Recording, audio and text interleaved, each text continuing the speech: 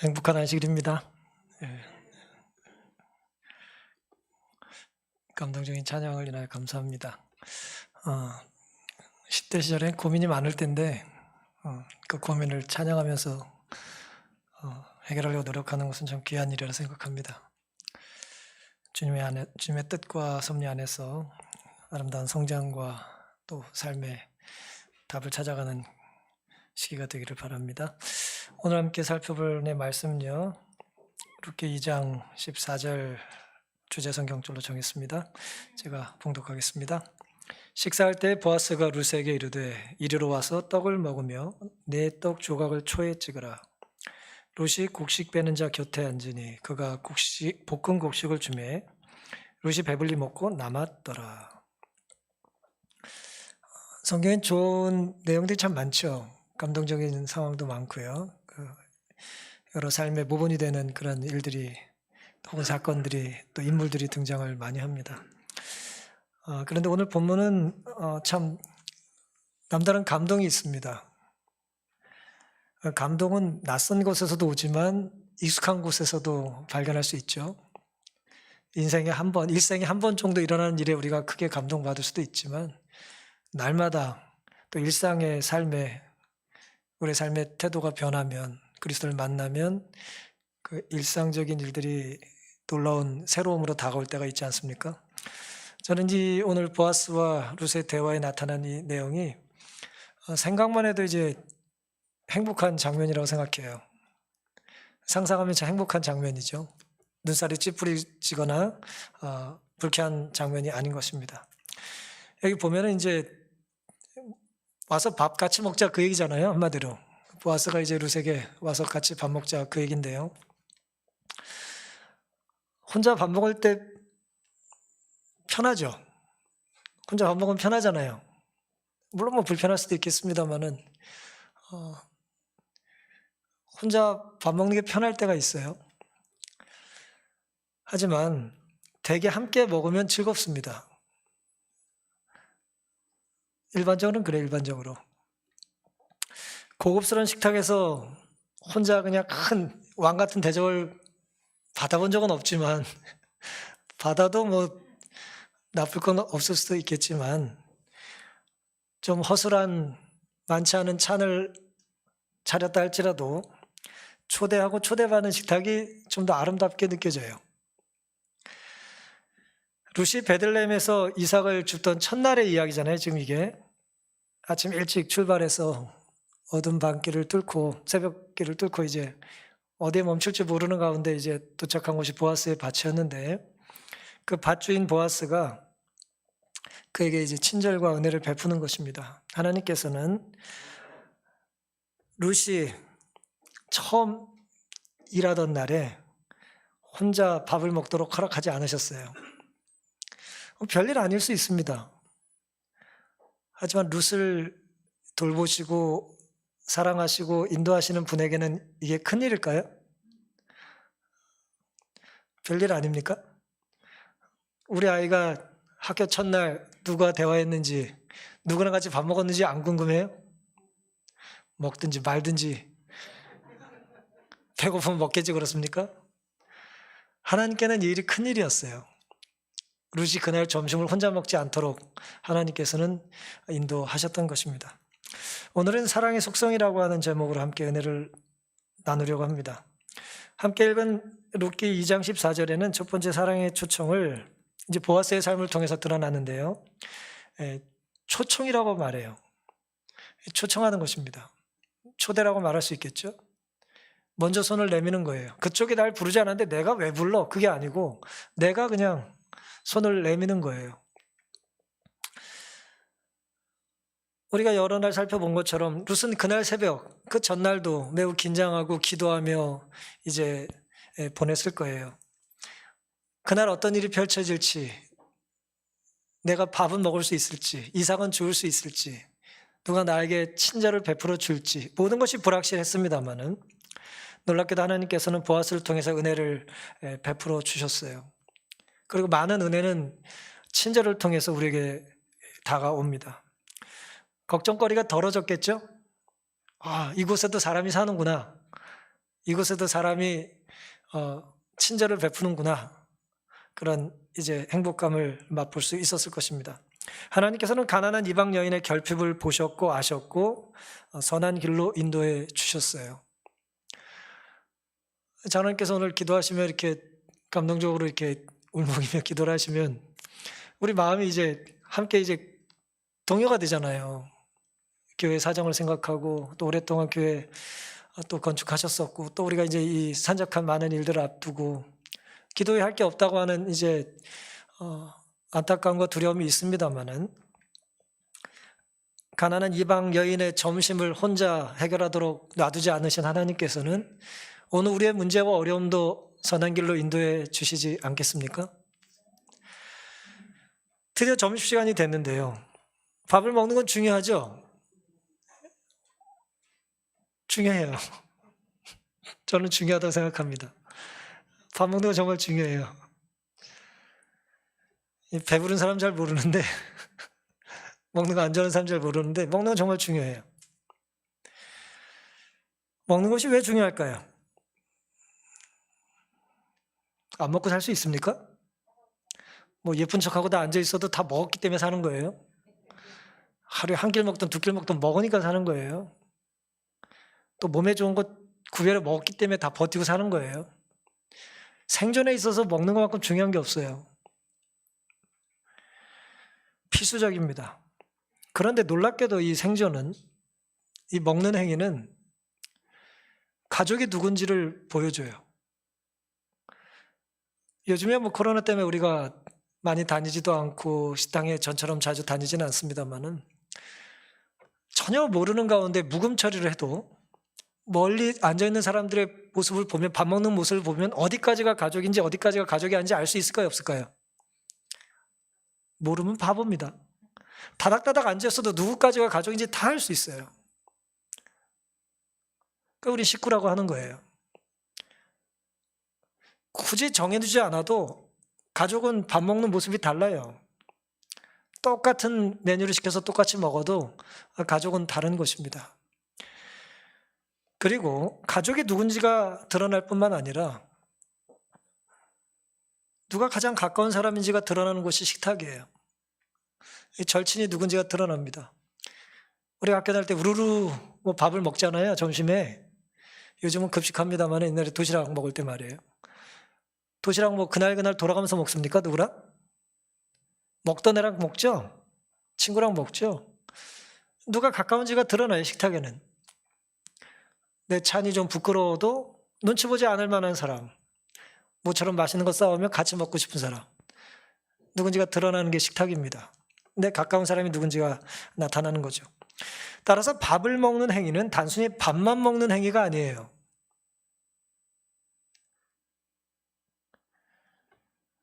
보아스는 자신의 영향력을 발휘해서 룻을 자신의 식탁으로 초청해요. 그리고 아름답게 친절하게 말을 걸어줍니다. 뭐라 그랬어요? 이리로 와서 떡을 먹어라 그랬어요. 내 떡 조각을 초에 찍어라 그랬습니다. 이 성경에 나타난 가장 좋은 말이에요, 이게. 너도 오라는 얘기예요. 그리고 너도 와서 먹으라는 것입니다. 이게 천국 복음 이야기예요. 천국에는 네가 있을 곳도 있다는 거예요. 네 밥도 있다는 거죠. 잠자리가 불안한 사람에게 여기 와서 너도 누워라 라고 말하는 거예요. 가난한 시절에 우리 부모님 세대들이 살던 시대의 글을 읽어보면 등록금이 없어서 공부 못하는 사람들의 이야기를 제가 많이 읽었어요. 그 담벼락, 학교의 담벼락이 너무 높게 느껴지는 거예요. 뭐 월삭금이라고 당시 뭐 그랬나 봐요. 매월 내서. 그게 뭐라고 그 담을 가로질러서, 또 당시 선생님들은 또 이렇게 또 돈 없다고 야단을 쳤는지, 그 서러움에 우리 부모님 세대가 어떤 고생을 했는지 우리는 잘 알지 않습니까? 이리 와서 너도 먹어라. 먹을 그 떡을 여기 찍어 먹어라 라고 말을 한 거예요. 먹든지 말든지, 뭐 지가 먹고 싶으면 먹겠지가 아니에요. 이 말은 너도 먹으라. 너도 먹되 제대로 먹으라고 말하는 것은 제가 볼 때 복음 중에 복음이에요. 예수님께서 이 땅에 사시면서 보여주셨던 많은 모습들이 먹는 행위였습니다. 누구와 같이 먹었는지, 누구에게 배고픔을 해결해 주셨는지, 하여튼 특별히 시대소망에 예수님께서는 종종 굶으시면서 배고픈 사람에게 음식을 나누셨다고 그랬어요. 룻의 초청, 보아스가 룻을 초청했던 이 초청에는 어떤 특징이 있을까요? 너도 와서 먹으라라고 하는 이 어조, 이 느낌, 이 뉘앙스가 어떤 겁니까? 너도 와서 먹어라. 관심, 예. 잘 한번 그 상상을 해보세요. 모든 걸 가진 보아스, 자기 밭에서 일하는, 자기가 뭐 명하면 살고 금하면 죽는 것 같은 그런 상황인데, 자신의 영향력이 행사될 수 있는 그 밭 한가운데 어떤 식탁인데요. 주인이 오라는 거죠. 그럼 보세요. 너도 와서 먹으라는 게 명령입니까? 남자들 군대 가면 밥 시간이 있어요? 뭐 5분 안에 먹어, 뭐 이렇게. 5분 안에 화장실 갔다 와, 막 그런단 말이에요. 훈련소에서. 그럼 좀 약한 아이들은 막 바지에 막 화장실 가기 전에 막 옷을 적시고 그래요. 명령 앞에 사람들이 떠는 거예요. 그 짧은 시간에 자기 문제를 해결할 수 없다는 절망감 앞에 심장이 약한 애들은 무너지는 것입니다. 너도 와서 먹으라란 말이 이게 겁박하는 명령이에요? 혹은 단순한 제안입니까? 먹으려면 먹어도 돼 라는 제안인가요? 혹은 부탁일까요? 제발 와서 좀 먹어라. 혹은 허락일까요? 너도 먹어도 돼. 이게 각기 다른 것 같기도 하고 좀 비슷한 것 같기도 합니다만은 이 보아스는 어떤 마음으로 룻에게 이런 제안을 했겠냐는 거예요. 모든 걸 가진 사람이 강력하게 먹기 싫은데도 먹으라고 야단을 치면서 겁을 준 걸까요? 아니면 내가 아니면 널 도와줄 사람이 아무도 없다라고 하는 걸 즐기듯 나만이 너에게 살 수 있는 허락을 해줄 수 있다라고 하는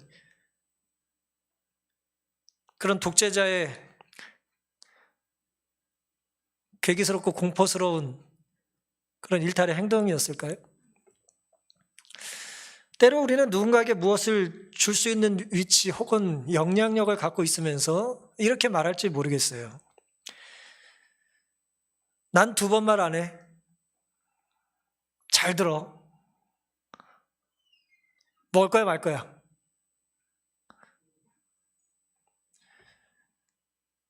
네 입장을 분명히 해. 뭐 하겠다는 거야 말겠다는 거야. 그렇게 말할 수 있어요. 올 거야 말 거야.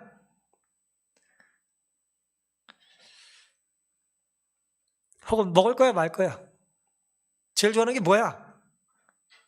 기회는 한 번이야. 이제 그렇게 이야기할 줄 모르겠어요. 보아스가 룻에게 인상 쓰며 말했을까요?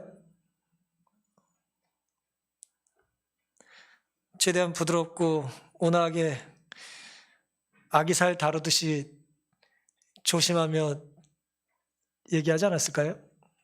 이런 걸 보면 참 제 자신 좀 부끄러워요. 이렇게 그렇게 제가 제 기질과 성품이 그러지 못해가지고 아이들 제가 어렸을 때 그런 식으로 많이 얘기를 했거든요. 할 거야 말 거야 먹을 거야 말 거야 배가 부르구만. 제 안에 어떤 악한 그 모습들이 아이들에게 많이 상처를 줬다는 걸 이제 반성하게 되는 것입니다. 사랑하는 성도 여러분, 사랑의 첫 번째 본문에서의 교훈 속성은 직접 손을 먼저 내민다는 거예요. 초청은 좋은 것입니다. 음식을 함께 나누자는 것 매우 좋은 거죠. 어떻게 먹나 보자. 그 사람을 부담스럽게 하는 것이 아니라 이것도 이렇게 먹으면 된다고 친절하게 알려주는 거예요. 고급스러운 음식을 차려놓고 어떻게 먹는지도 모르게 곤란하게 하는 것이 아니라 아주 친절하게 안내를 해주는 것입니다. 이 식탁에 네가 낄 자리가 있다는 것이죠. 그것은 이 그날의 룻의 불안을 잠재우기에 충분한 초청이었습니다. 경계심을 허물고 안팎의 위화감, 남자와 여자, 베들레헴 사람과 이방 사람, 가난한 자와 부한 자의 경계를 허문 것입니다. 어느 누구도 홀로 음식을 나누지, 홀로 먹도록 허락하지 않는 것, 그것이 하나님께서 그날 보아스를 통해서 허락해 주신 복음이었어요. 돌아오는 한 주 적어도 누군가를 식탁에 초대해보는 보아스의 친절이 우리에게도 있게 되기를 간절히 바랍니다. 두 번째 사랑의 속성은요, 이 본문은 우리에게 후원한다는 거예요. 이제 먹을 것을 제공하는데 어떻게 후원을 했냐면 15절부터 보시면 룻이 이삭을 주우러 일어날 때에 이제 실컷 이제 음식을 대접받고 이제 일어납니다. 이제 어쨌든 뭐 편하게 먹어 그래도 편하지 않을 수 있잖아요. 그러니까 빨리 음식을 먹고 이제 어쨌든 일어납니다. 보아스가 자기 소년들에게 한번 상상을 해보세요. 룻이 이제 음식을 대접받고 어쨌든 조심스럽게 먹었을 거고, 그리고 이제 일어나요. 다 먹었으니까 일어납니다. 조심스럽게. 이삭 빨리 많이 더 주려고 이제 일어나고 이제 출발해서 나갑니다. 그런데 이제 보아스의 이제 시종들이 옆에 앉아 있는데 아직 식사 시간이 끝나지 않은 거죠. 더 남아 있는데 소년들을 불러서 이제 명령을 합니다. 그로 곡식단 사이에서 줍게 하고 책망하지 말라 그랬어요. 이제 곡식단 사이니까 좀 이삭이 많이 떨어지기 곳 혹은 줍기 편한 곳, 요즘 말로 명당이에요. 명당 자리. 거기서 많이 주울 수 있는 곳이에요. 그런 곳에 일부러 줍게 해주고 책망하지 말라는, 눈치 주지 말라는 거예요. 사람들이 눈치도 없이 말이야, 나 두껍게 뭐 그런 식으로 하지 말라는 거예요. 16절, 또 그를 위하여 줌에서 조금씩 뽑아버려서, 곡식단을 이렇게 하는데 묵다 보면 떨어질 수 있잖아요. 기를 쓰고 줍지 말고 떨어지는 건 놔주고 일부러 뭐 하라고요? 일부러 더 술술 떨어뜨려 주라는 거예요. 조금씩 뽑아버려. 한꺼번에 버리면 티나니까 조금씩 떨어뜨려 주라는 거예요. 그리고 혹시 그걸 주울 때 꾸짖지 말라는 거예요. 그러니까 눈치 주지 말라는 거죠. 밥 먹을 때 눈치밥 먹으면 안 돼요, 사람이. 룻이 밭에서 저녁까지 줍고 그 주운 것을 떠니 보리가 한 에바쯤 됐다 그랬습니다. 이 말씀은 누군가를 후원하고 도울 때는 티나지 않게 도우라는 거예요. 내가 너 돕는 거야. 누가 도왔다고? 나야 나. 라고 말하지 말라는 거예요. 도와줌으로 자기가 영광을 사지 말라는 거예요. 자기 이름을 높이지 말라는 거예요. 누가 도왔는지도 모를 만큼 은밀하게 도와주라는 거예요.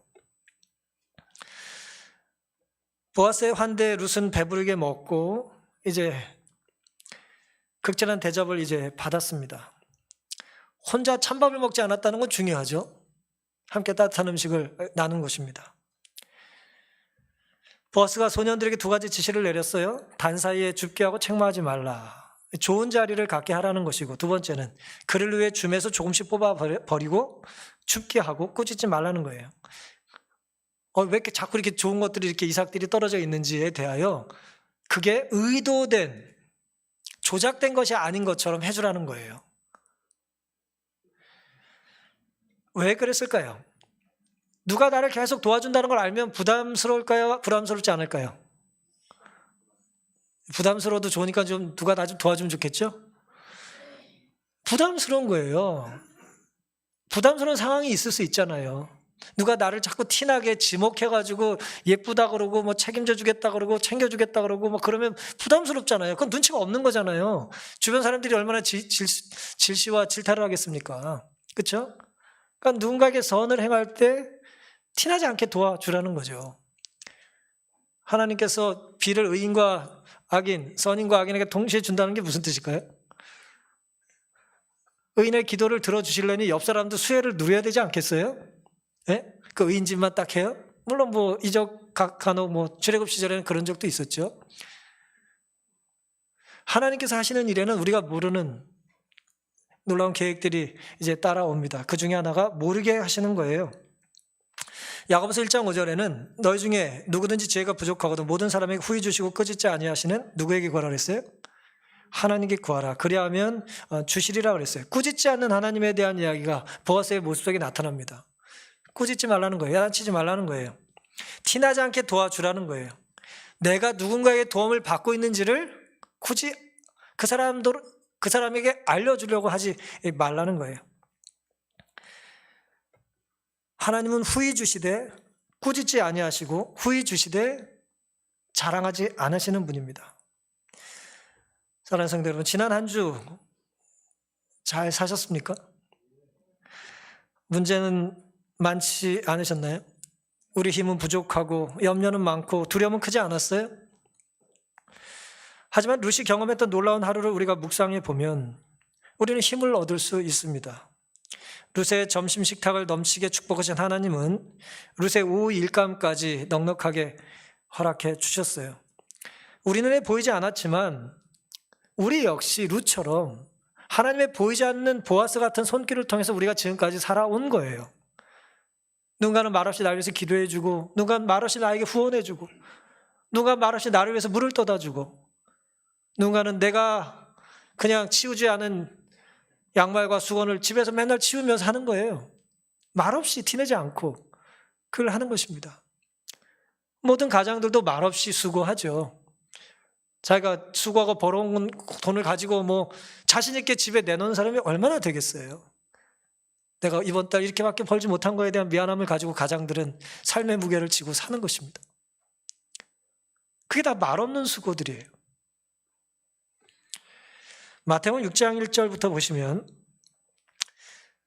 사람에게 보이려고 그들 앞에서 너의 의를 행치 않도록 주의하라 그랬어요. 의로운 일은 좋은 것입니다만은 보이기 위하여 의를 행하지 말라는 거예요. 3절 너는 구제할 때 오른손이 하는 것을 왼손이 모르게 하라. 4절 내 구제함이 은밀하게 하라. 은밀한 중에 보시는 너희 아버지가 갚으시리라. 이게 핵심 성경절이에요. 사람에게 보이지 않더라도 누군 보셔요? 하나님은 아십니다. 하나님은 보세요. 사람은 몰라도 하나님은 그것을 다 헤아리고 계십니다. 카운트하고 계신 거예요. 내가 갚아줘야지. 은밀한 사랑의 손길은 사람이 아닌 오직 하나님의 시선만 의식할 때 가능합니다. 하나님의 시선을 의식해야 가능한 거예요. 은밀한 중에 보시는 하나님께서 은밀한 후원과 사랑을 헤아리고 계심을 우리는 믿어야 합니다. 동정받는 사람이 나는 동정받고 있다는 걸 느끼지 않도록 이거 도와줄 때 신경 써야 돼요. 더 예민하고 더 조심해야 되는 것이죠. 특별한 호의, 세심한 배려가 필요한 거예요. 저 사람의 자존심이 상처나지 않도록. 힘들죠? 그냥 확 도와주면 감사합니다 그러고 하면 좋은데 아주 그 감정까지 헤아려야 되잖아요. 조심스럽게. 두려움으로 시작했던 그날 룻의 하루는 보아스의 친절로 축복의 날이 됐습니다. 가장 절망적인 저주의 날이 될 수 있었던 그날이 놀랍게도 하나님의 사랑과 은혜를 경험할 수 있었던 잊지 못할 하루가 되었던 것이죠. 힘겨운 시간을 보내는 우리의 삶을 하나님은 여전히 은밀히 보시며 작은 선행을 베푸시고 작은 선행을 갚아 주실 것입니다.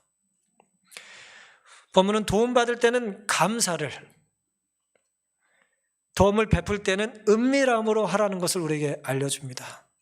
두 번째 사랑의 속성은 말없이 조용히 후원하는 거예요. 이제 마지막 세 번째 사랑의 속성입니다. 17절부터 룻이 밭에서 저녁까지 줍고 그 주운 것을 떠니 보리가 한 에바쯤 되는지라. 그것을 가지고 성읍에 돌아가서 이제 시어머니에게 돌아갑니다. 시모 나오미에게 그 주운 것을 보이고 그 배불리 먹고 남긴 것을 내어 시모에게 드리매 시모가 그에게 이르되 오늘 어디서 주었느냐 어디서 일을 하였느냐 너를 돌아본 자에게 복이 있기를 원하노라. 룻이 누구에게서 일한 것을 시모에게 알게 하여 가로되 오늘 일하게 한 사람의 이름은 보아스니이다 그랬습니다. 세 번째 사랑의 속성은 나누는 거예요.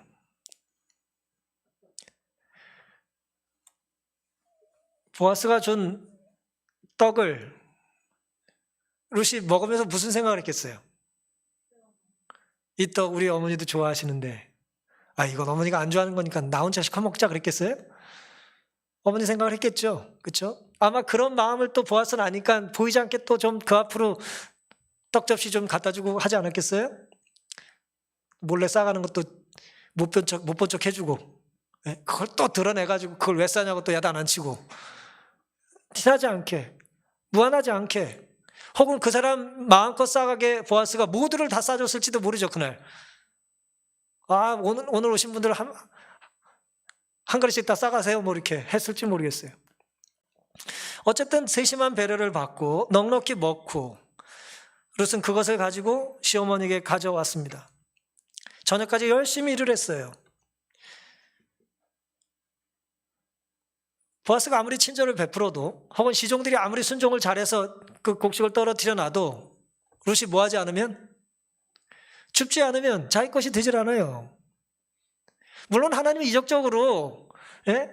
나오미의 집에 쌀가마니에 쌀이 가득 들어있을 수 있도록 이적을 베푸실 수 있어요. 하지만 하나님은 그렇게 하지 않으시잖아요.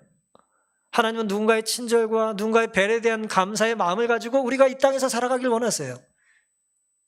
말없이 베풀었고 누군가는 감사하며 거둔 것입니다. 협력한 거죠. 선을 이룬 것입니다.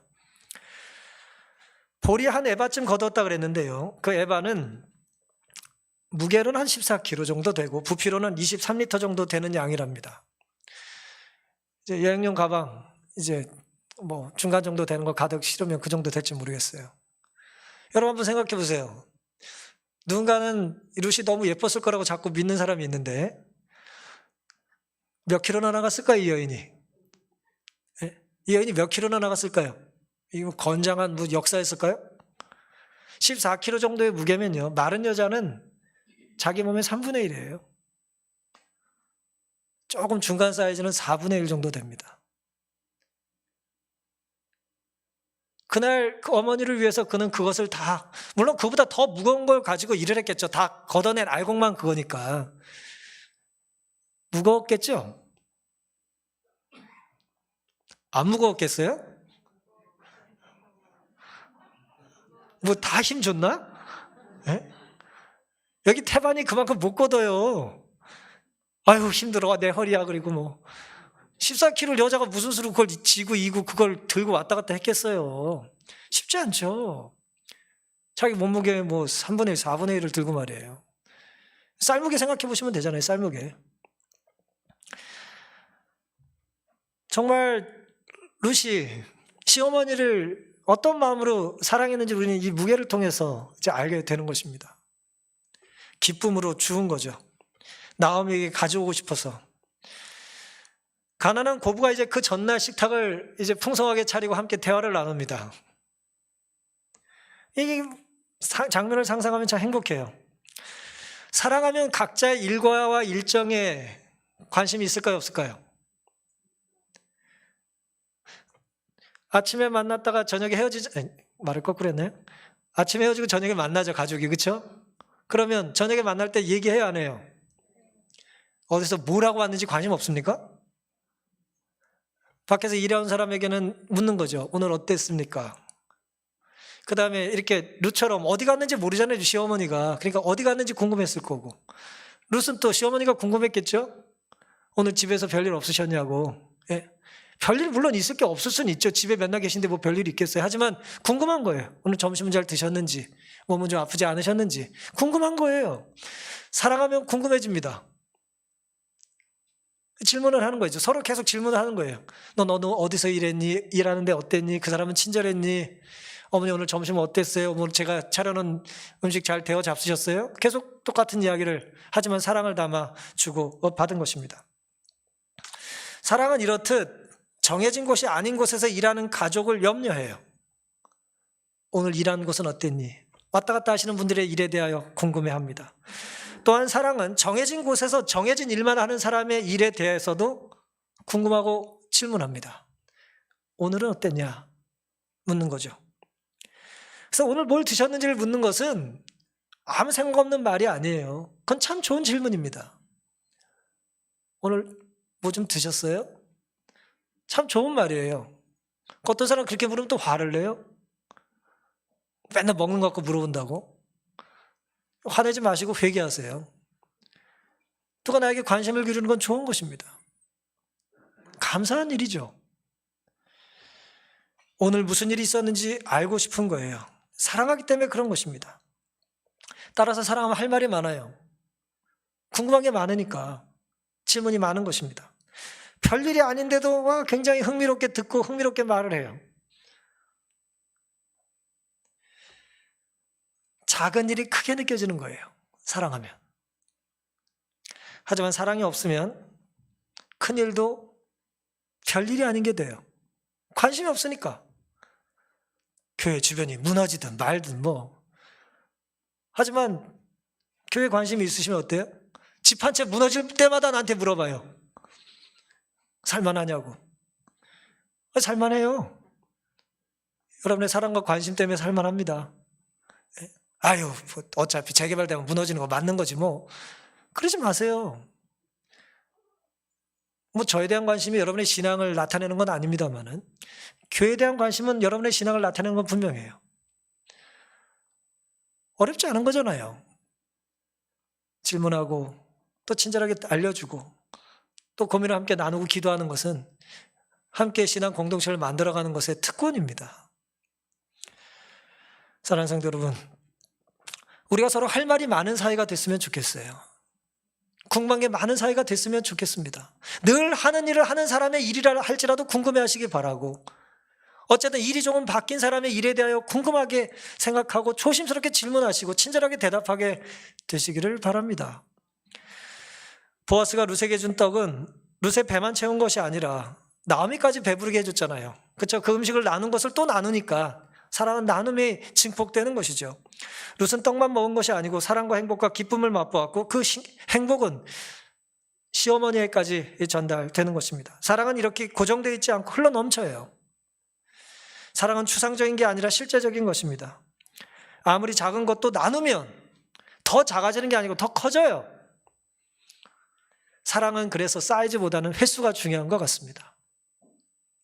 대단한 사랑을 한 번 딱 하고 그냥 일생 안 하는 것보다는 잔잔한 사랑을 자주 나눠서 하게 되시기를 바랍니다. 그리고 사랑을 경험하면 질투를 이길 수 있습니다. 여기 보면 질투할 만한 일이 많이 나와요. 그날 새로운 여자의 등장 때문에 갑자기 보아스 밭에 그 전에 일했던 여자들이 불편했을 거고, 또 이제 나오미 입장에서는 룻이 가자마자 뭘 잔뜩 들고 오니까 뭐예요? 감사하고 기쁜데, 딸이라고 생각하면 감사하고 기쁜 건데, 또 화가 날 수도 있잖아요. 저 젊었다고 저기 어디서 저 웃음 팔고 돌아다니는 거 아닌가 저거? 나이를 질투할 수도 있잖아요. 우린 건강을 질투할 수도 있습니다. 외모를 질투할 수도 있어요. 경제력을 질투할 수도 있고 건강을 질투할 수도 있고, 신앙생활 하다 보면 뭐예요? 또 신앙을 질투할 수도 있어요. 헌신을 질투할 수도 있고 봉사를 질투할 수도 있어요. 질투엔 경계가 없습니다. 하늘에서도 질투가 시작됐는데 질투로부터 자유로운 것이 없어요. 그걸 이길 수 있는 건 뭐밖에 없습니까? 사랑밖에 없어요. 질투의 대상으로 상대를 대하는 게 아니라 사랑의 대상으로 감사하는 거예요. 네 덕에 내가 오늘 기쁘다. 당신의 친절 때문에 제가 행복합니다. 저 사람이 잘 되니 저도 기쁩니다. 사랑이죠. 가족이죠. 질투하는 대상을 고마워할 수 있다면 그는 성숙한 사람입니다. 성숙한 성도는 나오미처럼, 또 축복의 통로였던 보아스처럼 자기가 받은 것으로 끝나지 않고 남을 축복해 줍니다. 나를 축복해 준 사람을 위하여 축복해 주는 거예요. 그의 봉사와 삶에 하나님 축복해 주십시오. 얼마나 감동적인 모습입니까? 오늘 우리는 보아스와 룻, 나오미의 삶에 나타난 사랑의 몇 가지 속성을 살펴봤습니다. 사랑은 뭐 한다고요? 먼저 손을 내미는 거예요. 초청하는 거예요. 저 사람이 나 초청한 적이 한 번도 없으니까 나도 자존심이 있어. 난 부를 때까지 안 불러. 그러지 마세요. 먼저 손을 내밀게 되시기를 바랍니다. 먼저 연락하시기를 바라요. 나한테 전화 하나 보자. 그러지 마세요. 전화기는 받으라고만 있는 게 아니잖아요. 결심해 보세요. 오늘 하루 그렇다고 다음 주에 저한테 전화 안 하셔도 되니까 저 생각하지 마시고, 여러분의 소그룹 식구들과 먼 친척들과 또 가까운 친구들과 다 알 것 같지만 다 알지 못하는 사랑하는 사람에게 문자도 보내시고 연락해 보시기 바랍니다. 그리고 모르게 후원하시면 좋겠어요. 누군가의 위로와 격려가 필요할 때 굳이 내 이름 밝히지 않아도 당신을 위해서 기도하고 있습니다. 그 얼마나 행복하겠어요. 행복한 고민이잖아요. 누굴까? 예. 누가 나를 위해서 기도하고 있다는 걸까? 그리고 내가 받은 걸 우리는 즐겨 나누게 될 것입니다. 사랑의 속성이니까요. 그러니까 조건 없이 받아야 조건 없이 나눌 수 있어요. 즐겨 받아야 즐겨 나눠줄 수 있습니다. 같이 밥 먹자는 사람은 혼자 밥 먹는 게 싫은 독립심이 부족하고 모자란 사람이 아니에요. 사랑이 많아서 그런 거예요. 밥 먹을 때도 같이 밥 먹자고 누가 나 부르는 건 모자란 사람이 아니고 날 사랑하는 사람이라는 거 잊지 마시기 바랍니다. 차 한잔 하자는 말은 시간이 남아 돌아가지고 그래서 나를 찾는 것이 아니고 그의 애정이 넘치기 때문에 그런 거예요. 내 필요를 어쩌다 채워주는 것은 우리가 보기에 운 좋게 채워준 게 아니라 어쩌면 내 삶을 계속해서 주목하고 관찰하고 있기 때문이에요. 저 사람이 지금 양말이 필요한가 보다. 말없이 양말을 갖다 주는 건 어쩌다 샀는데 양말이 아니라 저 사람에게 구멍난 양말이 있다는 걸 내가 관찰했기 때문인 거죠. 이렇다 사랑하면 우리는 조심스럽게 행동으로 옮길 수 있습니다. 용기가 생기는 거죠. 근데 그때 용기는 매우 중요해요. 뭘 감수해야 합니까? 거절당할 것을 감수하는 거예요. 우린 당연히 보아스가 룻을 초청하면 얼씨구나 좋다 감사합니다 웬 떡입니까? 그리고 갈 줄 알죠? 실제로는 그렇지 않아요. 얼마든지 뭐 할 수 있습니까? 내가 이삭을 주러 온 사람일 뿐이지 당신이 오라가라 한다고 갈 사람이 아니요. 난 도시락 있습니다. 그리고 끝까지 안 갈 수 있잖아요. 근데 화낼까요? 너 밥 먹으러 올 거 아니면 이삭도 줍지 마 또 그래요? 얼마나 우스운 관계가 되겠습니까? 사랑의 친절과 용기에는 내가 거절당할 수 있다는 걸 감수해야 돼요. 그게 용기입니다. 괜히 밥 먹자고 그래가지고 거절당할 수 있어요. 괜히 차 한잔 하는데 거절당할 수 있습니다. 용기 내서 전화했더니 안 받아. 그럴 수 있어요. 하지만 불편함과 불쾌감보다는 그 마음이 더 큰 겁니다. 내가 그분을 위해서 한 번 더 기도하는 거고 한 번 더 연락할 수 있는 거죠. 별일 없기를 기도하는 거예요. 내가 베푸는 모든 호의가 언제나 환영받지 못합니다. 이게 어려운 게 아니에요. 왜냐하면 우리가 호의를 베풀 때 거절당할 수 있지만 마찬가지로 수많은 사람들의 호의를 우리는 거절하며 살았어요. 특별히 부모님의 호의에 대하여는 거절을 당당하게 합니다. 밥값 하지도 않고 밥 달라고 큰소리 빵빵 치잖아요. 내 밥 어디냐고 막 소리 지르잖아요. 부모가 철이 없을 때 야단을 쳐 애들을. 어디 밥 앞에서 그냥 신성한 밥 앞에서 투정하냐고. 내가 너에게 베푸니까 넌 받기만 하고 된다는 명령. 그것은 폭력입니다. 왜곡된 사랑은 폭력이에요. 내가 사랑하기 때문에 뭔가 주려고 하는 게 자유죠? 주는 사람 마음이잖아요. 자유잖아요. 그렇죠? 주는 자에게 자유가 있고 그 자유를 우리가 선용하는 것이 가치 있는 것처럼 놀랍게도 똑같은 자유가 받는 자에게도 있는 거예요. 뭐 할 자유가 있어요? 안 받을 자유가 있는 거예요. 우린 그걸 존중해 줘야 합니다. 따라서 친절과 호의에는 배려가 거듭거듭 필요한 거예요. 내가 사랑하는데 네가 날 거절하냐? 내 친절을 네가 거부하냐? 내가 준다는데 안 받냐? 이건 악마의 성질이에요. 그 얼굴에 써 있죠. 안 받으면 날 죽일 것 같아. 그거는 사탄의 정신입니다. 오히려 이렇게 말을 해야겠죠. 받아주시면 제가 너무 기쁘겠습니다. 제가 제안을 그쪽에서 수락해 주시면 제가 너무 행복하겠습니다. 영광이겠습니다. 제발 한번 와주십시오. 이 식탁을 빛나게 해주십시오. 이것이 너무 잘 어울릴 것 같은데 한번 사용해 주시지 않겠습니까? 라는 어떻게 보면 구걸하듯이 사랑을 하는 거예요. 우리가 아이들 밥 먹여 키울 때 그러잖아요. 제발 좀 먹으라고. 먹으면 뭐 사주겠다고. 그러니까 먹고 시원이처럼 큰 거예요. 어디 있어요? 저 엄청 크잖아요. 많이 먹은 거예요. 억지로 먹고 저렇게 큰 것만이 아니고 구걸해서도 먹은 거예요. 제발 먹어라. 먹고 커라. 그것이 예수님의 마음이에요. 주기 위해서 애원하는 것입니다. 그리고 이건 네가 거절할 수 있다는 걸 알려주는 거예요. 그런데 그 자유를 네가 나를 택해주면 고맙겠다는 거예요. 그 자유를 가지고. 유대인 전통에 따르면 아픈 사람의 집을 한번 방문하는 사람은 누가 아플 때 그 집에 방문을 가면요, 그들 병의 60분의 1을 없애준다고 한답니다. 이게 좀 흥미로운 기록이에요. 이 나오미 레비라고 하는 이 라피가 기록한 책에 보니까 그런 말이 있더라고요. 고대 현자들은 단지 함께 있어주는 것만으로도 한 사람을 일으켜줄 수 있다. 이게 얼마나 과학적이고 의학적인 건지 제가 잘 모르겠습니다. 60분의 1이라는 게 왜 이렇게 이 숫자가 나온 건지 모르겠는데, 제가 60만큼 아파요, 지금. 네? 60만큼 아픈데, 한 명이 오면 이게 뭐예요? 60분의 1이 경감된다는 거예요. 누가 한 60번 날 방문하면 내가 낫는 거예요. 그만큼 이제 아픈 사람을 친절하게 이제 챙겨주는 건 중요하다는 거겠죠. 그 특별한 날 루세에게 필요했던 것은 어쩌면 밀 이삭이 아니라 친구였을지도 몰라요. 이곳에서 내가 살아갈 수 있는 공동체 일원이 될 수 있는 그것에 대한 확신이 더 중요했을지도 모르겠습니다. 보아스의 친절 때문에 루세의 두려움은 사라졌고 더 이상 외롭지 않았습니다. 60분의 1을 줄여준다는 병문안의 교훈이 얼마나 과학적인지 전 잘 모르겠습니다만은, 적어도 누군가 다가와 나에게 말을 걸고 친절을 베풀어주면 내가 혼자가 아니라고 하는 유대와 관계에 대한 확신이 생기지 않겠습니까?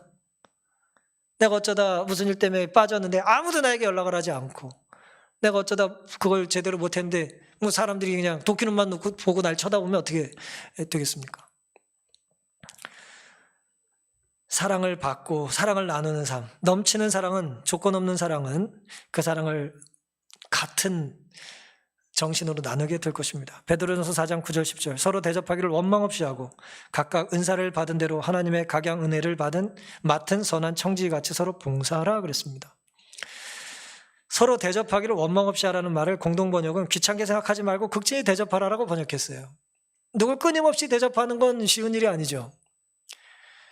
쉬운 번역은 불평하지 말라고 그랬어요. 누굴 섬기는데 불평하며 섬길 수 있어요. 아유, 내 팔자야. 그리고 할 수 있어요. 그러지 말라는 것입니다. 왜요? 각각 은사를 받은 대로. 은사는 누가 주시는 거예요? 성령께서 은사를 주시는데 하나님의 각양 은혜를 맡은 선한 청지기같이 서로 봉사하라 그랬어요. 우리는 은사에 있어서도 뭐예요? 청지기라는 거예요. 우리가 물질에 있어서만, 시간에 있어서만 청지기가 아니라 뭐에 있어서 청지기라고요? 은사에 있어서 청지기라는 거예요. 남보다 노래를 잘하는 은사가 있다면 그 은사를 가지고 뭐 해야 된다고요? 남을 섬기는 일에 사용해야 되는 거예요. 그렇지 않으면 하나님이 나에게 주신 은사는 의미가 없는 것입니다. 내가 공부를 잘하는 은사가 있으면 그 공부를 통해서 남의 삶을 풍요롭게 할 수 있는데 그 공부가 쓰여져야 되는 거예요. 내가 남보다 돈을 잘 버는 재주가 있으면 똑같은 거예요. 남보다 더 잘 반응하는 은사도 마찬가지겠죠? 누굴 행복하게 해주잖아요. 똑같은 얘기를 해도 어떤 분은 반응을 잘하죠? 우리는 반응 안 하는 은사가 있는 것 같아. 그건 좋은 은사가 아닙니다. 어떤 분은 말을 하면 잘 귀 기울여 들어요. 막 부담스러울 만큼 너무 맞장구 잘 쳐줘가지고. 그럼 끝나고 나면 어때? 잠자리 들면 오늘 하루 천사를 만났었구나라는 생각이 드는 거예요. 근데 별것도 아닌 것에 이렇게 관심을 보여주잖아요. 하나님은 곳곳에 천사를 두세요. 그리고 우리가 그 천사가 되기를 원하는 것입니다. 남을 도와주라는 거룩한 충동은 성령께서 우리에게 임재하실 때 나타나는 반응이고, 우리가 미소를 담아 누굴 도울 마음이 있으면 미루지 말고 가급적 신속하게 그 일을 실천에 옮기게 되시기를 바랍니다. 코로나19로 힘든 시간들을 보내고 있지만 우리는 여전히 마음을 먹으면 21세기의 이 코로나 전국에 보아스들로 살아갈 수 있습니다. 먼저 손을 내밀고 말없이 손을 베풀고 넉넉히 받은 은혜 아낌없이 나누시며 살기를 간절히 바랍니다. 그렇다면 누군가에게는 끔찍스러운 두려운 하루가 구원받은 특별한 새 생명의 날이 될 수도 있을 거라는 걸 기억하며 살게 되시기를 바라면서 오늘 말씀을 마치겠습니다.